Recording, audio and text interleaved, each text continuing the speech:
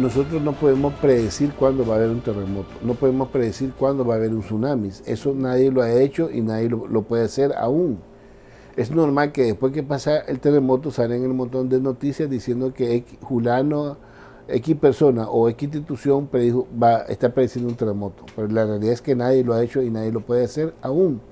No podemos predecir cuándo va a haber un terremoto, pero podemos hacer un pronóstico de los efectos de ese terremoto. Porque para el pronóstico sí tenemos elementos suficientes para poder decir.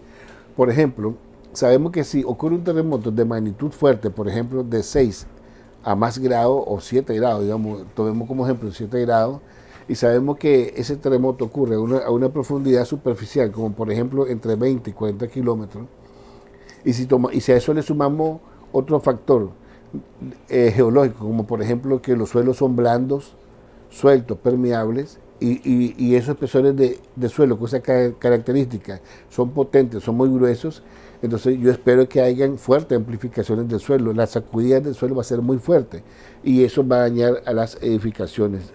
¿Por qué? Porque tenemos una poca profundidad hipocentral, una poca distancia epicentral y condiciones de suelo que permiten la amplificación de la onda sísmica, o sea que la sacudida del suelo va a ser mayor.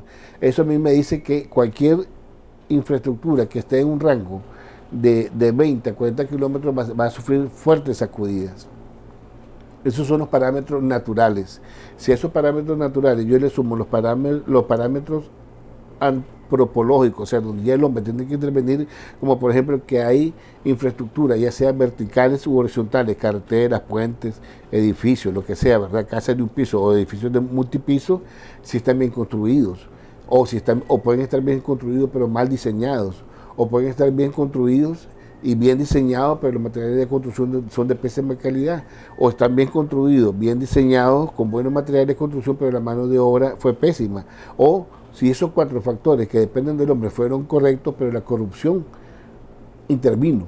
Como por ejemplo, estaba viendo yo unas fotografías ahí en Ecuador, y muchas fotografías que se han visto en el lado de China, donde están las columnas, pero las columnas son huecas por dentro, o sea, la corrupción solamente hizo el esqueleto, hizo el cascarón de la columna y por dentro son estructuras huecas. Y ahorita vemos, ¿no?, el resultado de eso. Vemos muchos errores en el diseño de muchos edificios, hay muchas violaciones de normas. Nosotros estamos mucho mejor capacitados porque por lo visto tenemos mejores normas, o al menos nos preocupamos por cumplir en la medida de nuestras posibilidades el cumplimiento de esas normas.